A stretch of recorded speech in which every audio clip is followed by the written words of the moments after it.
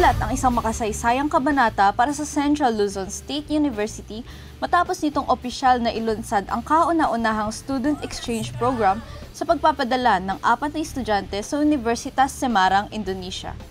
Pinangungunahan ng programa ng CLSU International Affairs Office na layuning palawakin ang pandaigdigang koneksyon at oportunidad para sa mga mag-aaral ng universidad. Kabilang sa unang pangkat ng mga delegado ay sina Ferdinand Julia Cusio, Lorraine Fabros, Jose Emmanuel Mico at Nathaniel Pedad mula sa Bachelor of Arts in Literature program ng College of Arts and Social Sciences. Matagal nang pinaplano ang exchange program, simula pa noong 2024 sa pangunguna ni Dr. Emil F. Ubaldo, Chief ng Mobility and Intercultural Exchange Unit, matapos ang matagumpay na partisipasyon ng isang estudyante mula sa CLSU sa University Mobility for Asia and the Pacific Discovery Camp sa Universitas Semarang. Ang karanasang ito ay nagsilbing inspirasyon sa CLSU IAO upang ituloy at isakatuparan ang nasabing programa.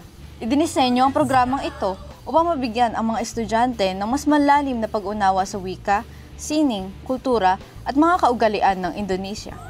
Bahagi ng inaasahan na maging karanasan sa paglahok sa Bahasa Indonesia Bagi Penutur Asing classes ay mga workshop sa traditional na music at dance at mga gawaing kultural tulad ng paggawa ng batik, pagbisita sa mga museo at educational field trips sa Surakarta at Semarang. Bagamat mula lamang sa isang programa ang mga kalahok sa nagpasimulang grupo, layunin ng IAO na palawakin pa ang saklaw ng exchange program sa mga susunod na taon upang mabigyan din ng pagkakataon ang mga estudyante mula sa iba't ibang kolehiyo at departamento ng CLSU. Ako po si Jade Malyari, nag-uulat para sa Balitang Unang Sigaw.